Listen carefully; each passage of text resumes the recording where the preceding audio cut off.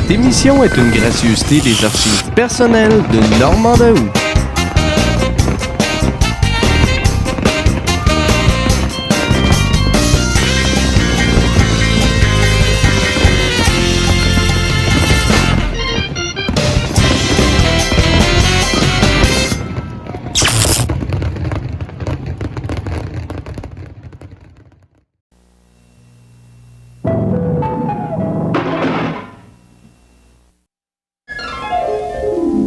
Une émission couleur de Radio-Canada.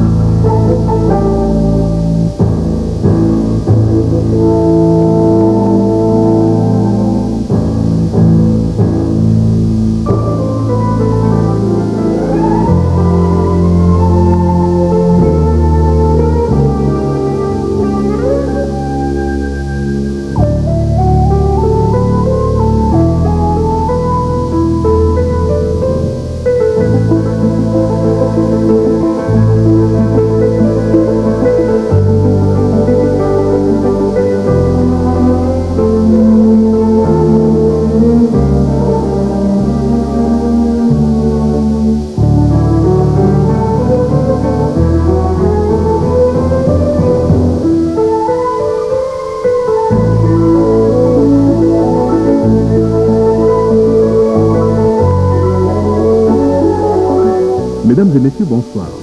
Ce soir, Ciné Festival nous propose un dimanche à la campagne dans la banlieue parisienne à la fin du siècle dernier. Ce ravissant tableau de famille a été réalisé par Bertrand Tavernier d'après un roman de Pierre Post. Mais auparavant, voici Ginette Renaud, La Démesure, un hommage à l'immense talent de la vedette. Le rideau se lève sur Ginette Renaud, ses chansons, ses confidences, après cette courte pause.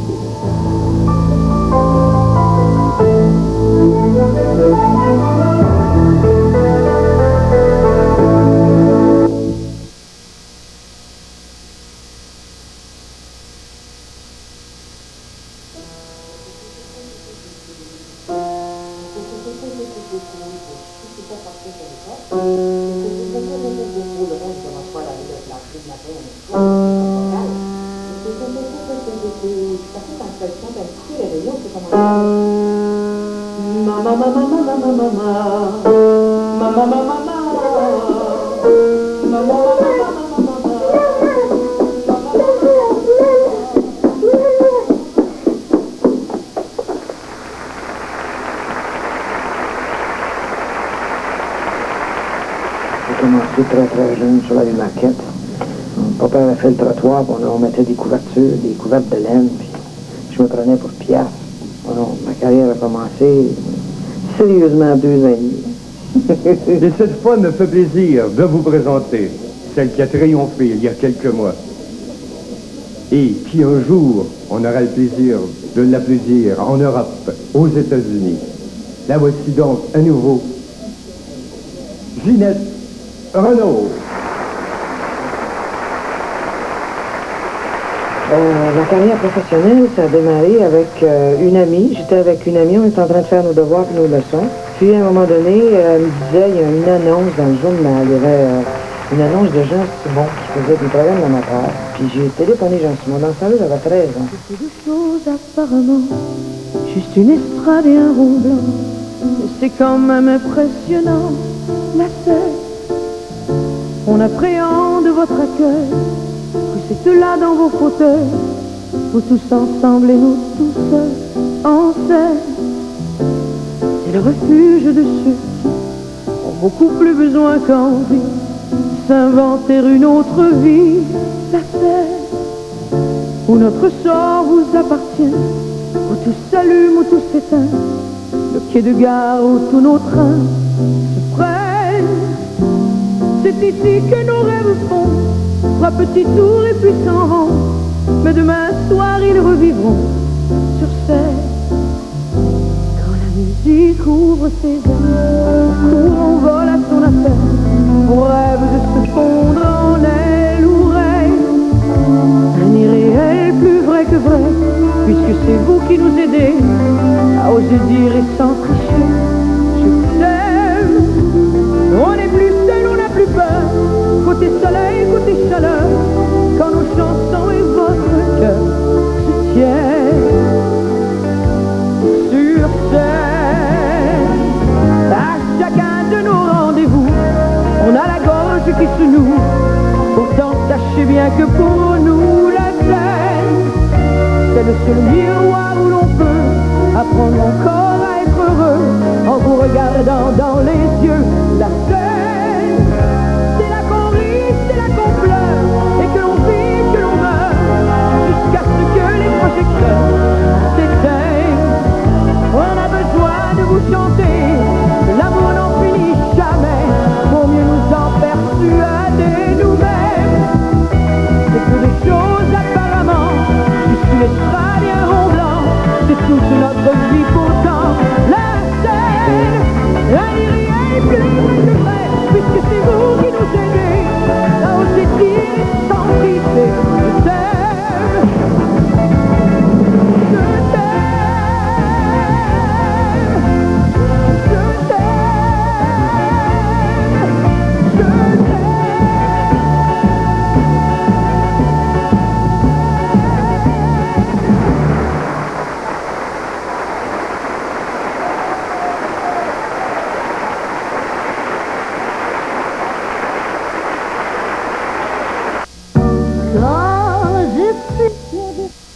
Vous allez le voir. Je me rappelle d'avoir compté des menteries. Ça n'avait pas de bon sens. J'ai dû compter pas mal des menteries dans ma vie. Là, c'était des bonnes, par exemple. J'avais dit que j'avais 18 ans, j'avais dit que ça faisait 6 ans que j'apprenais le chant. Oh, c'était insensé, toutes les menteries que j'avais dit. Et puis, il m'a dit, dans 2 jours, je vous donne un coup de téléphone, puis je vous emmène en quelque part. Je suis arrivé chez moi, j'ai dit à ma mère, maman, j'ai téléphoné Jean-Simon. Mais moi, j'ai toujours besoin de quelqu'un qui me donne un petit coup de pied derrière. Tout le temps, faire quelque chose. J'ai téléphoné Jean-Simon, puis j'ai dit, Diane, ma chum, elle m'a aidé, puis tout ça, elle m'a dit, pas peur. Elle dit, tu as-tu dit quel âge que t'avais? T'as pas besoin d'aller dans un club à ton âge? J'ai dit, ben oui, qu'est-ce que t'as pas? Il va me rappeler. Elle dit, tu te rappelleras jamais. Puis, 2 jours après, comme M. Simon avait dit, il m'a rappelé. D'ailleurs, il est devenu mon premier gérant, c'était Jean. Et puis, il m'a amené au Café de l'Est. Ça, c'était mon premier langage, ma première place où j'ai chanté. J'avais chanté à ce moment-là la Madone. J'ai prié la Madone, je la prierai toujours. Mais vous le faire. J'avais chanté, pourtant je l'aime, Claude Vincent. Et pourtant, moi je l'aime. C'était dit, j'avais pas gagné, c'est ça, je l'apprends qui avait gagné le premier prix. Moi, j'ai gagné le deuxième, j'ai gagné 10 piastres. Je me rappelle de me voir dans la chambre de bain. Ça, c'était, là. Il fallait que j'aille là à 18 ans, j'avais 13. Marqué que déjà, avec la corpulence que j'avais, j'ai toujours été grand fait. Alors, à ce moment-là, je paraissais déjà un peu plus vieille. Mais je suis dans les toilettes avec la madame, avec toutes les pouces me mettent partout. Je m'étais mis du gris dans les cheveux. Hey, Caroline, je faisais dur, je savais pas de bon sens. C'est ça, j'avais gagné une deuxième. J'ai fait dans les culottes. J'ai fait pipi dans les culottes. Ça n'avait pas de bon sens, nerveuse comme ça. Je me relevais une patte pour essayer de placer l'autre patte. Ça n'avait pas de bon sens.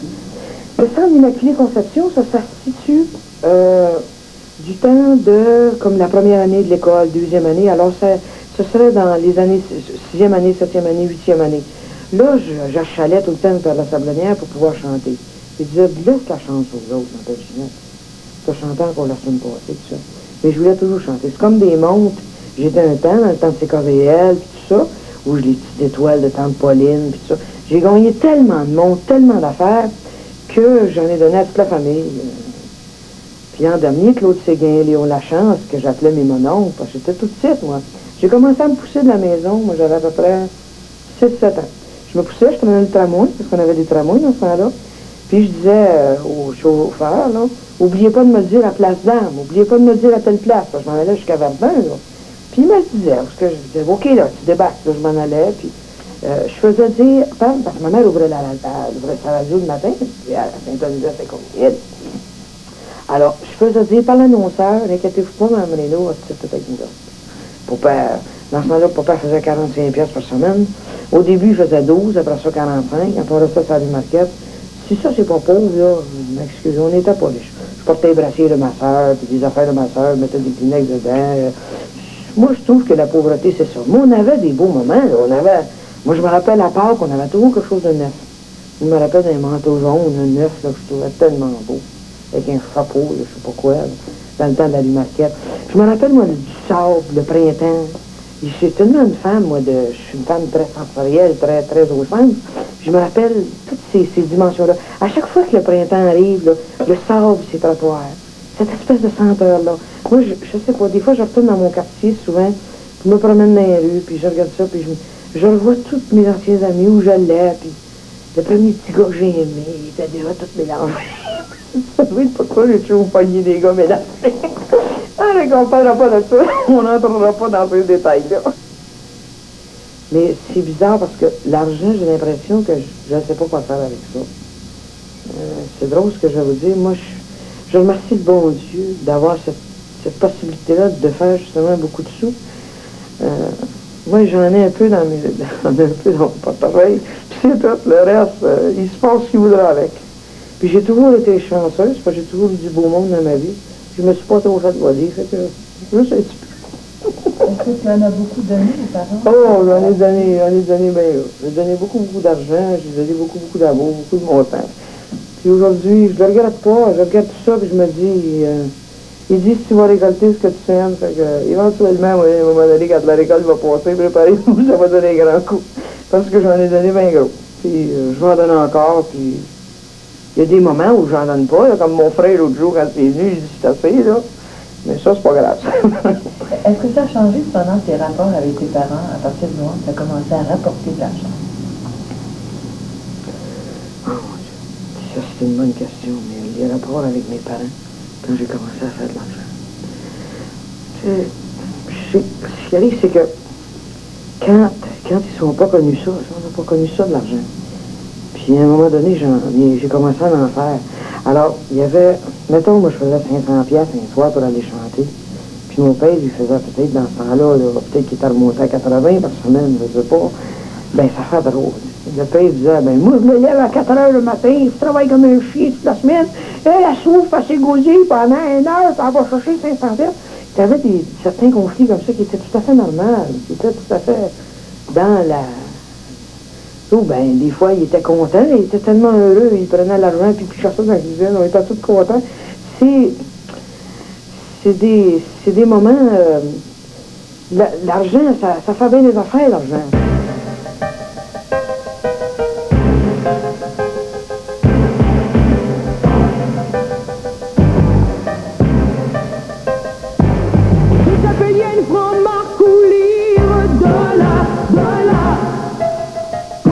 Tout dans sa tirelire aux milliards. Ils nous détraquent, ils nous détestent. Ils donnent plus fort que le temps qu'il nous reste et qui nous vole. Ce n'est pas d'un cheval de course, ils volent. Dans le vacarme de la bourse, ils gueulent. Ils pourrissent tout, mais chez les autres, les gens, c'est l'affaire du 13e ma pauvre, l'argent qui nous brûle, l'argent majuscule, l'argent crépuscule du temps, l'argent sur sa tombe, l'argent sur son ombre, l'argent grave nombre, celui du vent. Fais gaffe dans les machines, ils rient, de l'Occident jusqu'à la Chine, ils prient,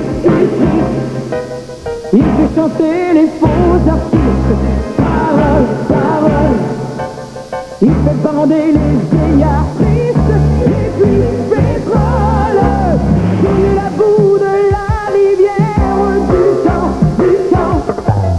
ne pas trop friquer aux affaires, pas sentiment, tu vas t'en mettre plein les poches, bon an, mal an, et pour ton glas t'auras des cloches d'argent, l'argent qui nous brûle, l'argent majuscule, l'argent crépuscule du temps, l'argent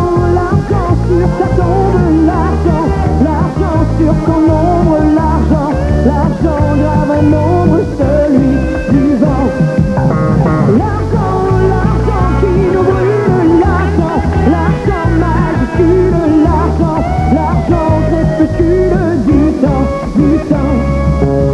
L'argent sur ta tombe, l'argent sur ton ombre, l'argent grave un ombre que nous vivons. L'argent. Il y a peut-être une affaire que je sais, c'est la liberté.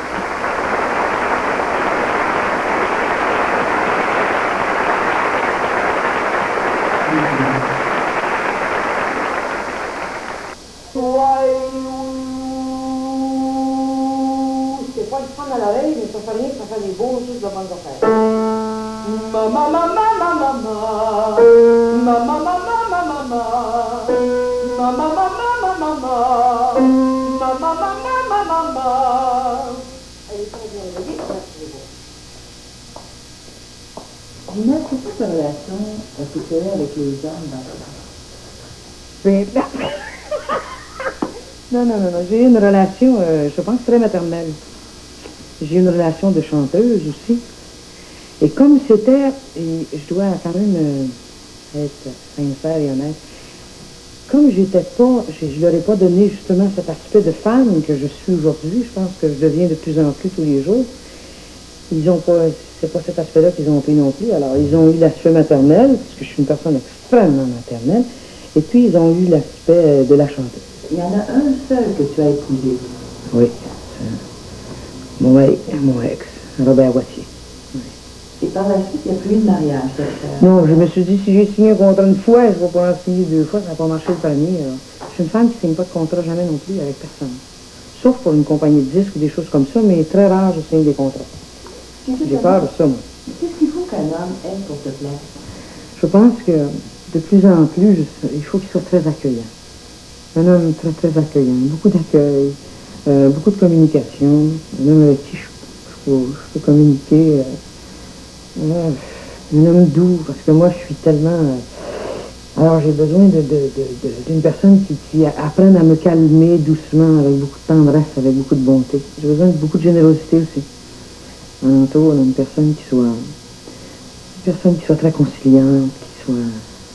À cause du fait que, justement, c'était les hommes de ta vie qui s'occupaient de ta carrière, est-ce que tu n'as pas l'impression d'avoir eu une carrière un peu en dents de scie, dans le sens que, pour leur faire plaisir, tu as fait des choses que tu n'avais pas envie de faire? Oui, pour faire plaisir à mes hommes, j'ai fait beaucoup de choses. J'ai fait beaucoup de concessions. Lui, il va aller manger une pizza, tout le monde va aller manger ailleurs, on va aller manger une pizza. Mais aujourd'hui, disons que ça change, ces choses-là. Mais j'ai fait beaucoup de concessions. J'ai chanté beaucoup de choses. Il y avait dans le temps Talbot puis Wattier qui me disait « Ferme ta gueule, dis pas un mot sur la scène, ils veulent pas t'entendre parler, ils veulent t'entendre chanter. » Alors, je disais pas un mot, puis je parlais pas. Puis un jour, je me rappelle d'une doc assez... quelque chose de bien drôle. C'est dans le temps de l'Orchestre symphonique de Montréal. On m'avait dit « Oublie pas le protocole, tu sais comment c'est sauvage. » Alors, oublie pas, il faut que tu dises au premier violon, tu peux se lever, puis c'est lui qui va dire à tout le monde de se lever debout, puis c'est pas comme ça que c'est arrivé. Oh, que je me suis fait chicaner! Et j'ai eu une chanson à un moment donné que j'ai fait, et tout à coup, il y a 60 violons qui m'ont rentré ça en arrière, là, ça m'a rentré en dedans de mon corps, là. J'ai eu une émotion terrible. Puis il y en a d'autres qui l'ont eu aussi dans la salle.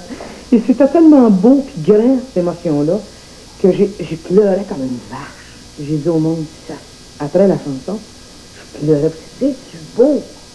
Le violoniste, le premier violon était tellement content, il s'en vient de prendre après les bras. Tout le monde était énervé, on avait dit que le protocole, là, il était rendu, je sais plus trop où. J'ai dit au premier violon, oui, lève ta gueule. Là, tout le monde se sont levés debout. Je suis sortie de scène, mon mari me regarde, il dit, t'es mal élevé. Je me suis excusée, puis ça, parce que vraiment, j'étais allée complètement hors du protocole. Et le lendemain matin, on n'avait parlé que de ça dans les films. Comment ça avait été un moment inoubliable. C'était un grand moment, un beau moment d'émotion. Ça m'en prend des moments comme ça. Chacun m'a donné quelque chose. Chacun m'a apporté une partie de quelque chose. Chacun m'en a pris aussi un bout. Mais celui qui m'aurait le plus, que j'ai souvent dans ma tête, il y avait Simone Signoret qui disait ça, qu'on vit, elle disait ça dans son livre à un moment donné, qu'on vit avec tant de personnages dans son esprit. Et moi, lui, c'est un homme qui m'est resté longtemps. Je pense que c'était la même chose, c'était réciproque pour lui aussi. On aurait pu vivre un grand amour, tous les deux, mais lui, il avait trop d'ambition. Il en voulait trop de choses. C'est un homme qui voulait la gloire, qui voulait l'argent. Moi, ben, j'étais trop insécure, j'avais trop peur, j'étais trop craintive, alors je pouvais pas... C'était Gilles, c'était Talbot. Quel effet ça t'a fait quand il est mort? Quand il est mort, rien du tout. Ça m'a fait rien du tout. C'est après. J'ai rêvé beaucoup, beaucoup à lui. Pendant des semaines, des mois. L'un des derniers rêves que j'ai fait de lui, il y avait un beau chandail rose, puis je l'ai regardé dans mon rêve, puis j'ai dit, qu'est-ce que t'as à me venir à venir me déranger? Pourquoi tu viens tout le temps me déranger comme ça? Il a pris ma main dans la sienne, il l'a baisé, il a mis sa main sur son cœur, ma main sur son cœur, puis je me suis réveillée comme ça, et après, c'était pas mal, c'est comme si j'avais réglé les choses, je sais pas. Il n'y a rien à voir, pas la peine de vous arrêter, il n'y a rien à voir. Je ne sais même plus si c'est tout, quand il fait noir. Ça vaut pas le coup de tout rallumer, y'a rien à voir. Y'a rien à voir. Si vous m'aimez, vaut mieux partir, y'a rien à voir. On n'a pas les mêmes souvenirs, allez bonsoir.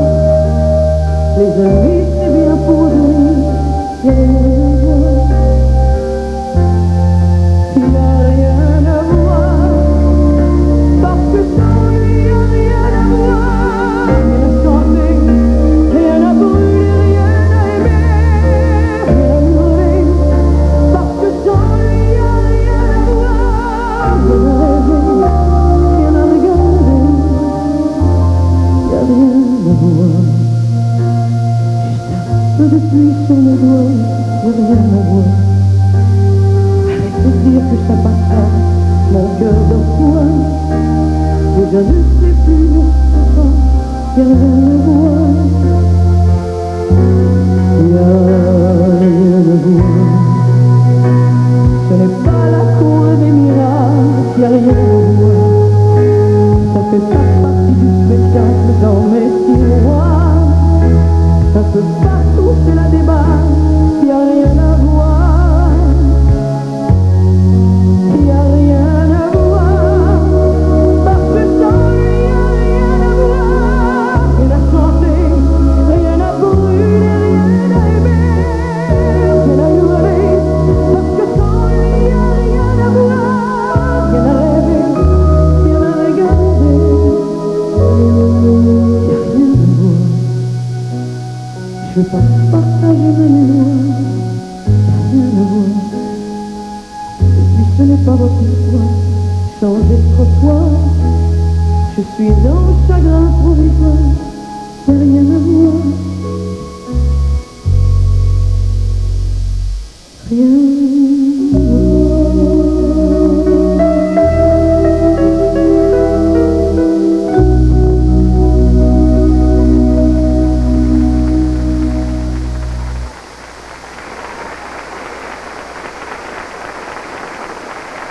Parce que là, il faut que je fasse dodo, là. Parce qu'il est tard. Oh, on va faire un beau dodo.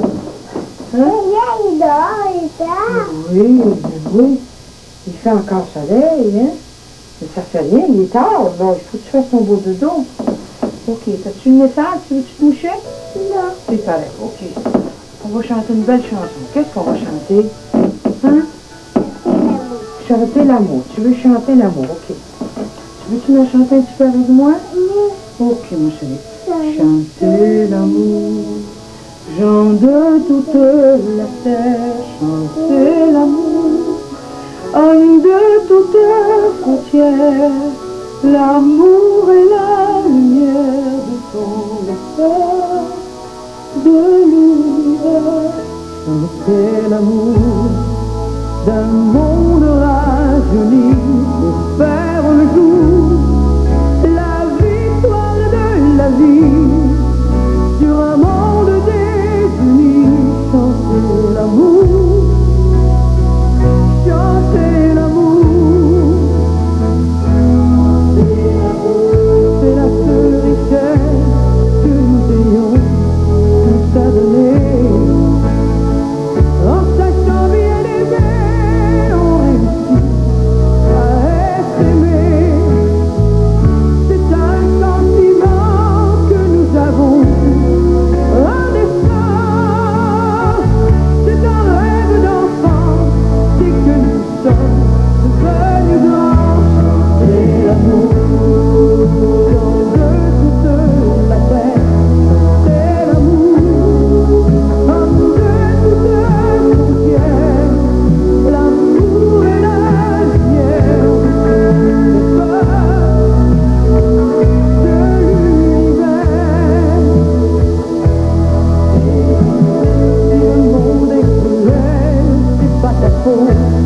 c'est pas la mienne. Qu'il soit bleu, qu'il soit gris, ce n'est pas toi qui l'as choisi. Mais si demain tu veux qu'il brille autant que le soleil, alors chante avec moi ce chant de joie, ce chant de vie. Chantez l'amour, chant de toute la terre. Chantez l'amour, homme de toute frontière. L'amour est la lumière de tous les peurs de l'univers.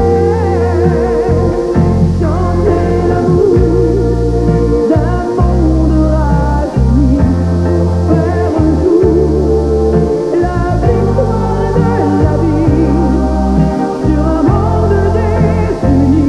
Chantez l'amour, chantez l'amour, chantez l'amour, chantez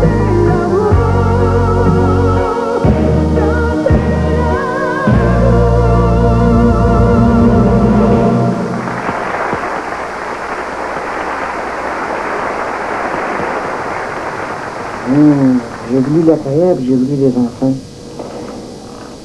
Au début, j'ai voulu l'amour, puis je me suis dit, quand on a une vie de couple, ça prend des enfants. Puis, j'ai toujours... Parce que mes enfants ont sauvé beaucoup de choses. Mais j'ai toujours voulu avoir une vie privée quand même assez... Malgré toute la démesure ou le déséquilibre qu'il y avait quand même de l'équilibre là-dedans dans ma vie privée. Et puis mes enfants, justement, m'apportaient cette espèce d'équilibre, cette espèce d'harmonie, cette espèce d'amour que j'avais besoin. Quand j'avais fini de chanter ou quelque chose, j'avais besoin de retrouver ça. J'ai déjà voulu arrêter de chanter aussi pour mes enfants. Il y avait un moment donné, quand j'ai eu Natacha, j'étais tellement folle, parce que j'étais pas supposée d'avoir d'enfants. J'étais tellement heureuse, vraiment, c'était l'allégresse, que j'ai voulu arrêter de chanter. Pendant 2 ans, j'ai arrêté de chanter, j'ai arrêté tout. Et puis il y a quelqu'un qui m'a dit un jour, si jamais ta fille, quand elle sera plus âgée, là, les gens vont lui dire, tu sais que ta mère avait une belle carrière, tout ça, elle a tout arrêté pour toi, elle ne te pardonnera jamais. À 39 ans, tu es grand-mère. Oui. Quel effet ça fait? Ça me fait, je sais pas comment expliquer. Peut-être c'est parce qu'Annie n'était pas si jeune, j'aurais été plus, je sais pas, plus énervée par ça. Mais comme je suis une jeune grand-mère, j'ai déjà un jeune bébé, qui est une mononcle d'Alexandra, ça faisait pareil comme si j'avais eu un autre enfant à la maison. Natacha vient de partir de la maison. Oui. Quel effet ça fait? C'est pas le fun, ça fait... c'est drôle parce que le lendemain, j'appelle la gouvernante, puis j'ai dit, Madame Rasco, vous n'oubliez pas de dire à Natacha que quand... Puis là, je dis, non, n'oubliez pas de dire à Natacha, elle est plus là, elle est chez elle. Et quand j'ai vu ça, j'ai dit, Ginette, écris. Et j'étais moi aussi en plein déménagement de bureau et tout. Alors je me suis mis à y écrire, puis à y dire le fond de ma pensée, ce que je ressentais. J'ai fait une petite crise, mais ça, j'ai fait une petite crise. Quand j'ai vu l'appartement de sa chambre en haut, là, vide, puis tout ça, là, ça... Et là, je pense que je suis placée. Je vais m'acheter un train électrique. Pour combler le vide. Qu'est-ce que tu lui as écrit?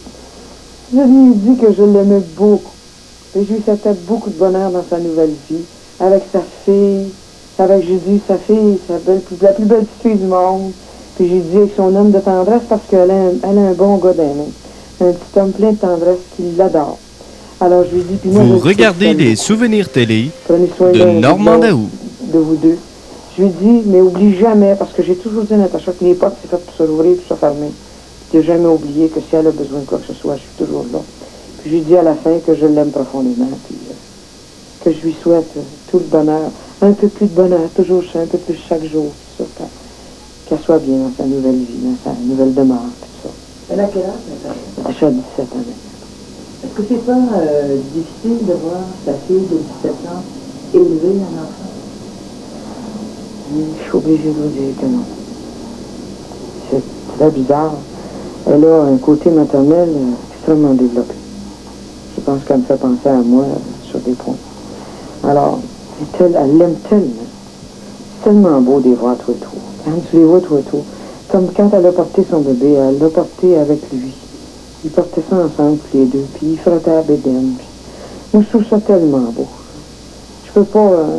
je la regarde avec sa fille, elle la mange, puis elle veut tellement... Elle dit, il ne faudrait pas les mêmes erreurs que toi, t'as fait avec nous autres, puis là, tu vas faire comme ça, mais je la trouve tellement belle. Elle aurait pu nous sacrer de bébé dans les bras.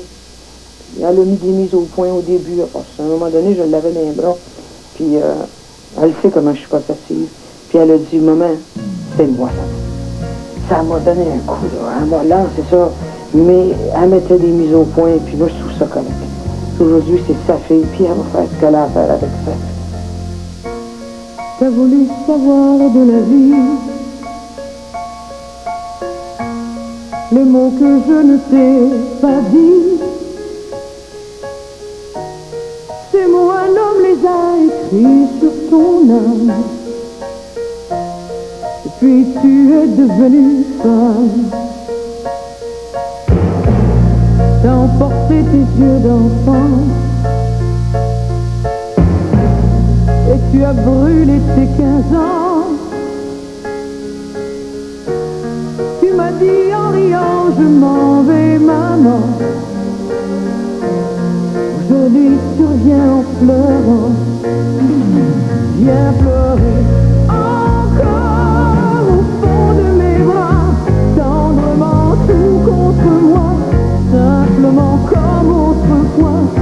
Viens pleurer encore, tes larmes diront que ton cœur a ses raisons, mais qui ne peut pas pleurer sans moi. Ta chambre est restée dans le noir depuis le jour de ton départ. Les pages ouvertes de tes livres ont jauni. La vieille poupée s'est endormie. Viens pleurer encore au fond de mes bras, tendrement tout contre moi, simplement comme autrefois. Viens pleurer encore, tes larmes diront que ton cœur a ses raisons, mais qui ne peut pas pleurer sans moi. Viens comme arrive un jour de joie, avec l'enfant qui dort en toi. Viens respirer les parfums que tu aimais. Ici tu sais, rien n'a changé. Viens pleurer encore au fond de mes bras, tendrement tout contre moi, simplement comme autrefois. Viens pleurer encore, tes larmes diront que ton cœur a ses raisons, mais qui ne peut pas pleurer sans moi. Viens pleurer encore au fond de mes bras, tendrement tout contre moi, simplement comme autrefois. Viens pleurer encore, tes larmes diront que ton cœur a ses raisons, mais qui ne peut pas pleurer sans moi.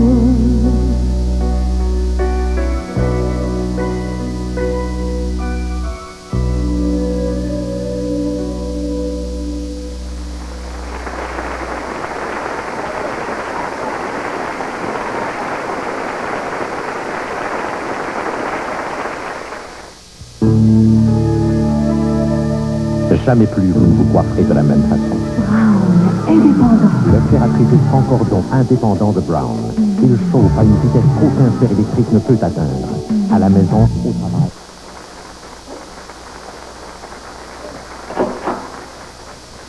Je suis une personne, c'est bizarre, les gens, je vais peut-être dire une affaire qui... J'ai l'impression de tout donner, mais il y a quelque chose de secret en moi que je ne peux pas exprimer. J'ai l'impression que c'est ça. J'ai tellement peur. Il y a l'orgueil aussi, le trac. Tu as peur d'avoir une nouvelle folle, puis de te tromper dans tes paroles, puis Mais j'ai peur de tomber, j'ai peur de n'importe quoi. J'ai peur de toutes sortes d'affaires avant de monter. J'ai le gras des fesses, là, qui fait comme ça, il tombe de même. En arrière, mes genoux, là, en arrière de là, ça va comme ça. Et puis, au début, les gens, si les gens remarquent très très bien, ils vont voir que les gestes sont plus saccadés, sont plus brusques, sont plus secs. Ils sont pas lousses parce que je peux pas les tenir lousses, ça s'en va de même. Puis après 4-5 chansons, ça se place. Dépendamment de la chanson aussi, dépendamment de combien de fois je l'ai fait sur scène ou des choses comme ça. Puis il y a des moments où j'oublie tout ça, puis là, ben, je redeviens, je m'inquiète plus. Je me dis, bon, ben là, c'est correct. Hein. Il y a des moments où on est fatigué de la scène, puis il y a des moments où on voudrait on voudrait se retrouver sur scène. Ces moments-là, là, j'ai vu un soir, c'est tellement drôle, je vais vous raconter une petite anecdote. Un soir, j'ai pris un petit verre. Je suis avec mon homme, je suis dans un grand restaurant. Et à un moment donné, moi, je lève la voix quand j'ai un petit verre dans le nez, là, je lève la voix, puis je dis, t'as fait! Je veux plus jamais chanter, je veux m'en aller en théologie. J'aime bien la métaphysique, puis la théologie, tu sais, sur les religions, j'étudie toutes ces affaires, j'aime ça. Puis mon chum, il me dit, c'est correct, je te comprends. J'étais fatigué, je te comprends, c'est correct, tu peux t'en aller en théologie. T'es pas supposé de me dire ça! T'es supposé de me dire que dans 2-3 jours, je vais être opposé pendant ça. Avec moi, pas de tourner sur la scène. Mais, il dit, je veux pas t'assister. Il ne personne pas. Et si ça dépassait 2 ans et demi, tu dis qu'à peu près tous les 2 ans et demi. Non, parce que je fais beaucoup de choses. Mais si ça dépassait 2 ans et demi, on était 5 ans sans faire un spectacle. Je trouvais ça bien. Je fatigue. J'ai cette espèce de besoin de... Je fatigue, j'en fais des chez nous, des spectacles. Je reçois à la maison, puis je leur chante toutes mes tunes. Non, je suis fatiguant. C'est quoi ce besoin-là? C'est pas comme un boxeur punché. L'autre jour, je pensais à ça, je me disais, Ginette, t'es un boxeur punché. T'es mentalement dérangé, parce que je pourrais ne pas achaler mes amis quand ils sont chez nous. Je leur dis, il y a une nouvelle tune, je suis fatiguant, parce que je suis comme un boxeur qui monte ses affaires tout le temps, puis qui a besoin de cette espèce d'approbation. Puis l'autre soir, je chantais encore pour des amis, puis j'en voyais un qui était au bout de la table, qui avait des grosses lames, je me disais, elle est belle, elle me comprend. Puis elle pleurait pas, elle n'avait pas de peine, je suis sûr qu'elle n'avait pas, elle pleurait de joie parce qu'elle trouvait ça, ça a dû y monter, l'allégresse, ça a dû y monter dans le nez, fait qu'elle s'est mise à pleurer, ça n'avait rien à voir avec elle. Je suis sûr qu'elle n'avait pas de peine. Je me disais, elle aime ça. Je sais pas, quand j'étais toute petite, là, je chantais dans les magasins, je chantais partout sur la rue Mont-Royal. Puis j'avais des grandes couettes, puis nous, on me disait, t'as tellement des beaux yeux. Puis me disait, t'avais mes beaux yeux d'Indien, il m'appelait la petite Indienne, qu'est-ce que tu nous as appris aujourd'hui? Puis je leur chantais des chansons. J'avais 9 ans, 8 ans, 9 ans, 10 ans. Puis je regardais les gens, puis je disais, ils aiment ça, ils trouvent ça beau. Puis ils aimaient ça vraiment, puis je me disais, ça doit être comme ça qu'on apporte du bonheur. Moi, dans ma petite tête, je me disais, je les rends heureux. Mon Dieu, je vais chanter. Faut que je chante toute ma vie. Je savais déjà très jeune que j'étais pour chanter tout le temps. Pour mes parents, là-haut très loin dans un jardin, d'où plus jamais l'on ne revient. Et moi, où que je chante chaque soir, j'ai l'impression de vous revoir, ému heureux main dans la main. C'est fou que votre bonheur a pu me faire du bien. Au premier rang, ces 2 fauteuils, maman, papa et moi tout seuls, tout seul. Mais vos regards, votre douceur, ensoleillés jusqu'à mon cœur. Au premier rang, le rassurant, 2 amoureux avec les mêmes cheveux blancs, vous fiers de moi, chez moi cœur tremblant, avec l'amour au premier rang. Vous 2, lorsque je rêvais de chanter, quel sacrifice vous avez fait pour que mon rêve devienne vrai. Pour vous, j'étais restée une petite fille, encore vulnérable et fragile, et je comprends votre absence.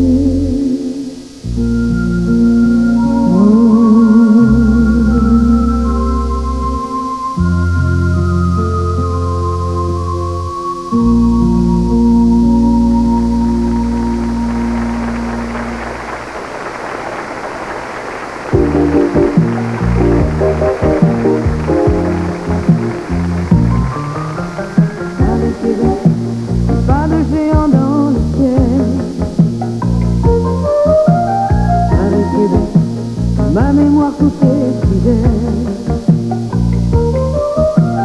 Entre vous deux, de les vagues de la mer, la nuit danse sous mes paupières. Paris,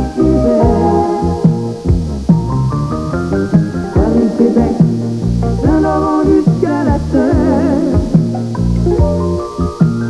Paris, Québec, dans les coulisses ou sur la terre. Et mon cœur bat au rythme de vous deux. Je ne pourrais pas trouver mieux, pas trouver mieux. C'est à Paris que je m'ennuie de Montréal. Même si la pluie est plus jolie qu'un ciel de soir. À Montréal, je pense à toi. Toi le Paris qui m'a souri la première fois. Paris, Québec, Sainte-Catherine à Saint-Michel. Paris, Québec, violon et sa violoncelle. Je me partage pour un peu mieux vous réunir entre deux larmes et un sourire. Paris, Québec, Paris, Québec, quand je pars pour un long voyage.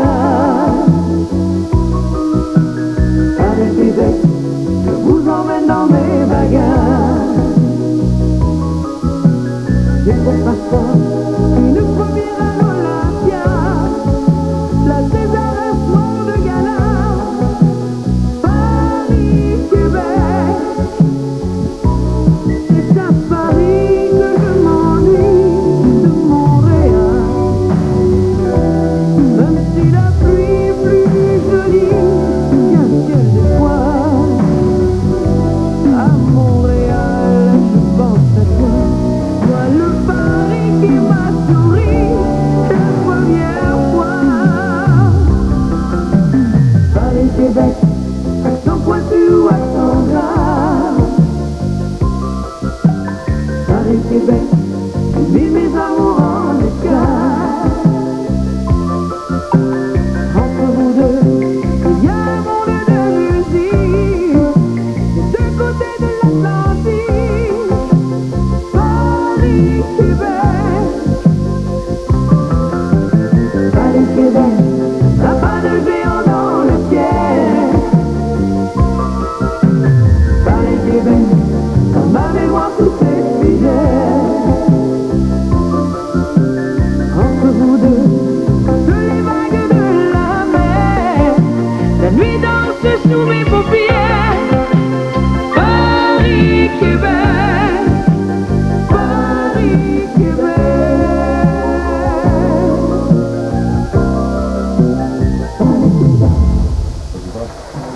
Jamais osé. À chaque fois que j'étais derrière à la place des Anges, j'allais te voir, je me disais, il faudrait quand même que j'aille le saluer.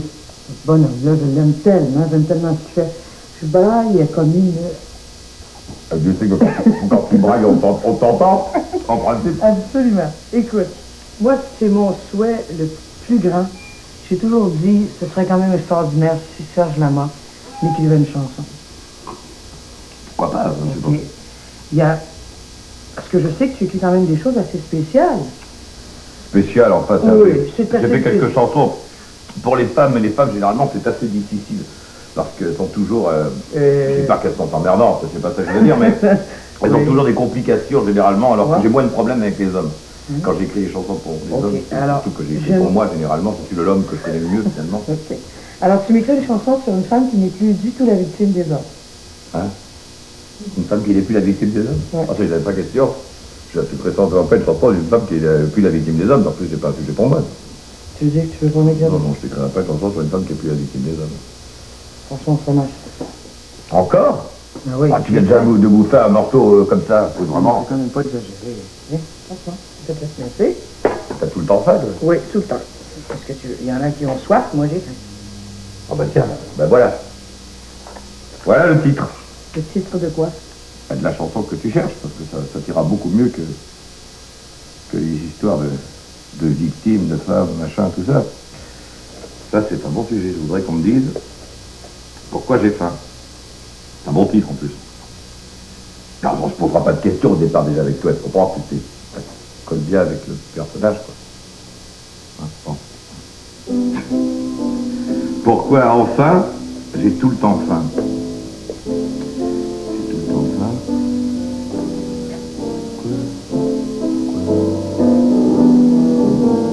J'ai fait démarrer quelque chose de long. Ok. Voilà. Tu puisses t'exprimer pleinement. Voilà. Ok.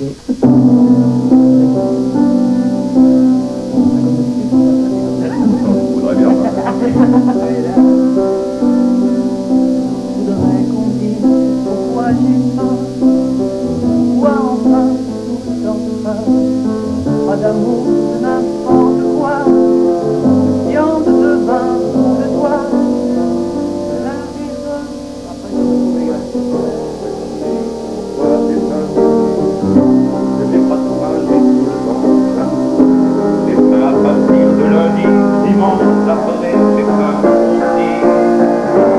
T'as le cœur gros, et si le cœur si vide, toi c'est toi le sanglot, et c'est moi qui suis dit. J'ai faim, comme des enfants. Pourquoi j'ai faim? J'ai toujours faim de quelque chose ou de quelqu'un, d'une overdose ou d'un parfum de rose. Faudrait qu'on me dise pourquoi j'ai faim, pourquoi mes trains vont pas loin. J'ai faim interminablement, une faim sans fin de bons moments. Pourquoi je rêve trop et que j'ai le cœur si vide? Pourquoi c'est toi le sanglot? C'est moi qui me suicide. J'ai faim, qu'on me dise enfin pourquoi j'ai faim. J'ai toujours faim de quelque chose ou de quelqu'un, d'une overdose ou d'un parfum de rose. J'ai faim.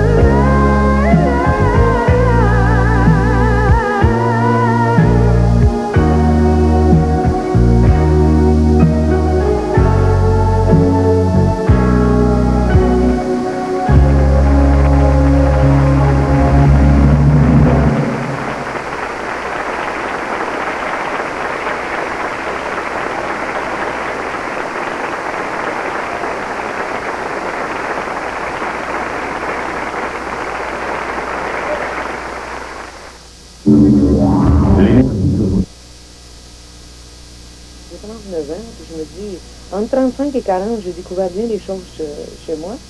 Puis je pense que là, je suis dans une période de ma vie où, justement, je suis en train de placer la femme, celle qui a une vie de couple, la mère, la star, et je suis en train d'essayer de fermer le rideau, puis d'essayer de placer tout ça comme il faut. C'est pas toujours facile.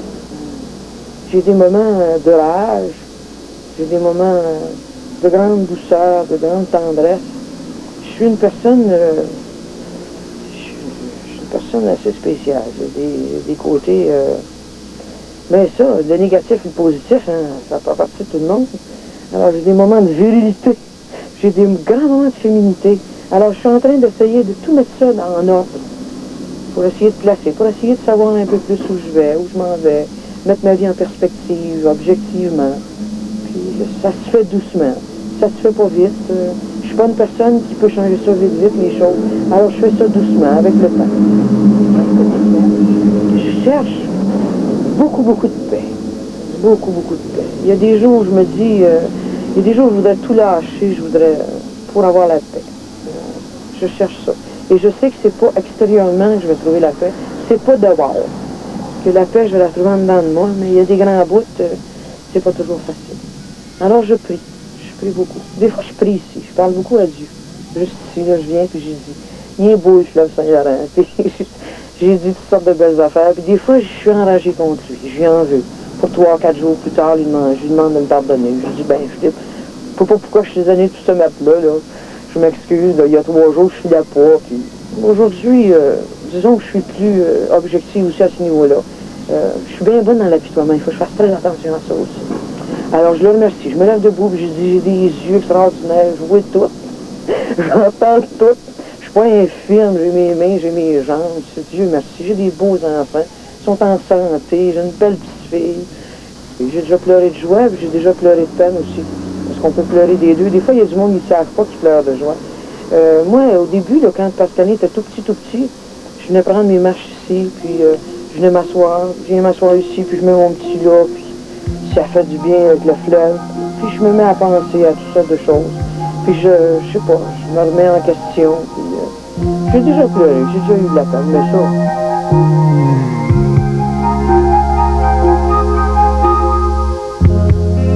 Ce n'est pas de se parler devant la glace, ni de s'endormir dans un lit si plat.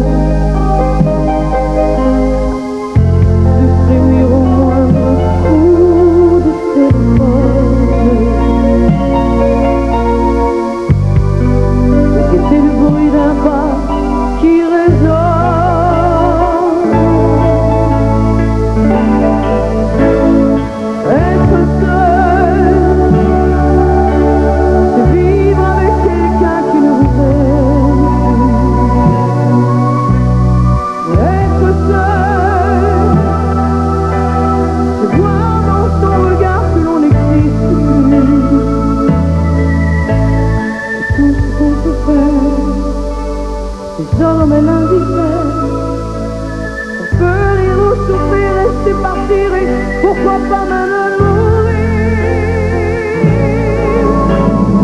Être seul, c'est vivre dans l'étrange, je ne peux rien partager. Être seul, c'est garder le silence, c'est peur de l'ennuyer. Retenir ses caresses, ses élans de tendresse. Vivre chaque jour le cœur plus lourd à l'ombre d'un ancien amour.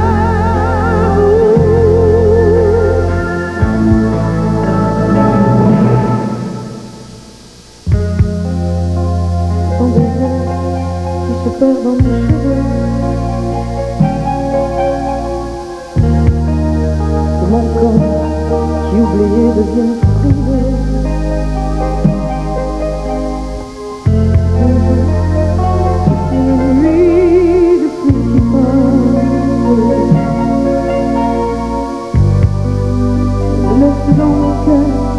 Aucune trace. Être seul, c'est vivre avec quelqu'un qui nous aime.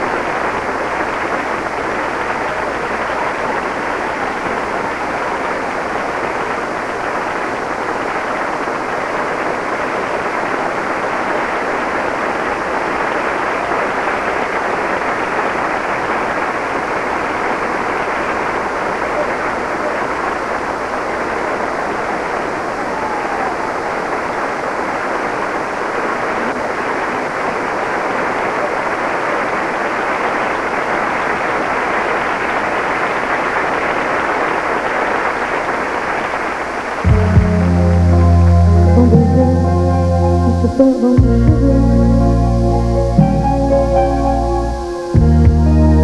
C'est mon corps qui oublié devient frileux.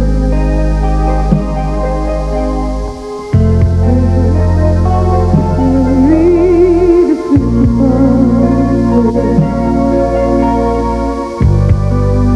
je laisse dans mon cœur aucune trace.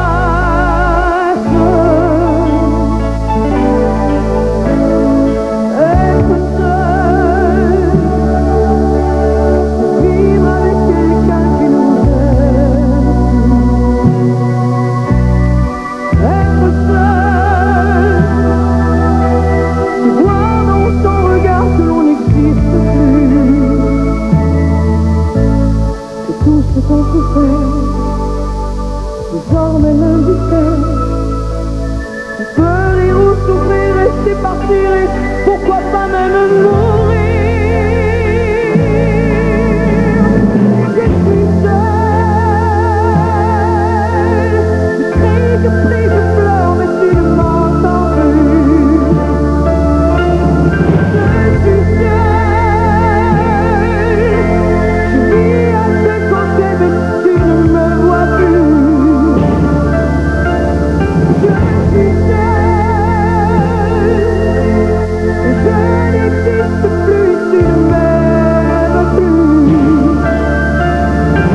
Je suis